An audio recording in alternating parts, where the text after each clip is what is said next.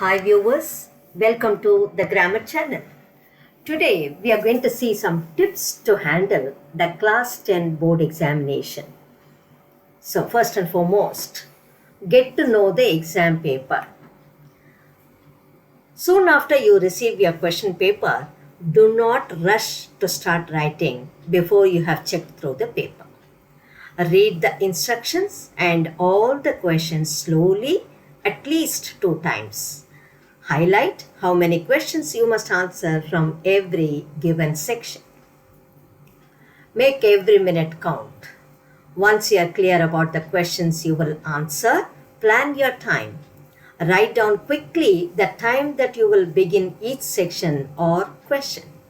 Plan to finish at least 10 minutes before the end of the exam so you have time to check over your paper.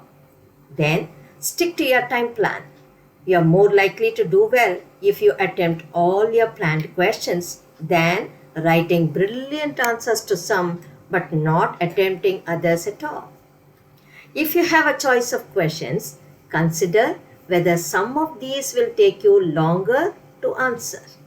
If any questions carry more marks, then spend more time on those questions. A lot of people find it helpful to begin with the questions that they find the easiest and then come back later to those they find more challenging. Think like an examiner. Examiners have to mark many papers at speed. They don't have time to sit and consider what you might have meant by your answers. You can help them to see where you deserve marks by providing answers that are clear and easy to read. It's a simple tip but can make a huge difference in the mark. Write in shorter sentences. Another simple but useful tip is to keep most sentences shorter and focused, precise. That will help with clarity and in making every point stand out for the examiner. It also makes it faster and easier for you to check your work and correct if necessary. Answer the questions after reading carefully what the question is all about. Select the right information to answer it and do not include unnecessary information. Don't just write down everything that you know on the general topic. It is also a waste of your valuable time. Structure and select. For long answers, organize your material clearly in sections. For essays, always write an introduction and conclusion. That helps the examiner to read your work easily and to follow your reasoning. Now, final check. Check the paper carefully through all of your answers, looking for any accidental errors. Read through slowly to check for missing words and to see that your answers make sense. If you spot mistakes, change them, even if that makes handwritten papers look a bit untidy. Plan your time well so you are able to make these essential final checks. What if I am running out of time? Don't panic. Aim to write at least a short overview of what you would have covered if you had time. Make a list of some of the arguments and details that you would have included.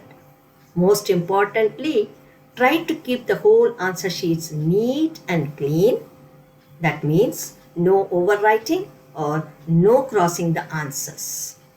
Remember, a suitable gap between two answers and a good handwriting will be a plus point. Now, let's have a quick recall of all that we learned now. Timing.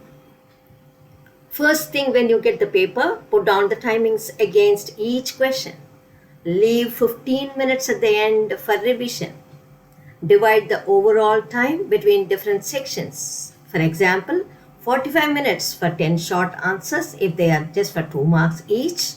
2 hours or 1.5 hours for the 3 or 5 long answers which are of 10 marks each, and so on. Sometimes we spend so much time writing the short answers neatly and accurately and rush through the last few 10-mark answers. And that's where we lose marks, even though we know all the answers. If you're not sure of any particular answer, just skip and move forward.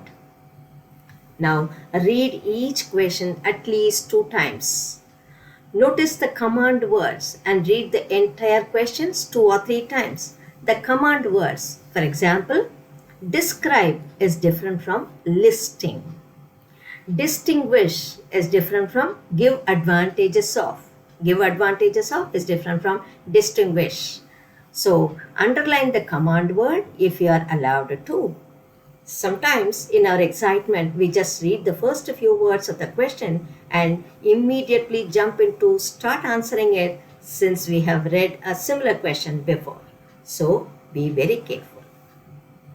Tick off completed answers on the question paper to ensure that you don't accidentally leave any question unanswered. Try to use concise words which will help in increasing the quality of your answer. For example, instead of very rich, use wealthy. The word awful instead of very bad. Perplexed for the usage of very confused and so on. Clear and spaced words, there is no time and need to make your writing very beautiful, even though this can be beneficial. But you must write in a manner that is understandable, easily readable, and without cutting and overwriting of words. Words and diagrams should be according to the marks allocated to that particular question. For example, a 5 marks question must contain a well-drawn and neatly labeled diagram to score the maximum marks. It's very important that the answer should be written within the given word limits only. Follow the word limit very carefully. So, dear students, follow all these steps and do your exams very well. All the best.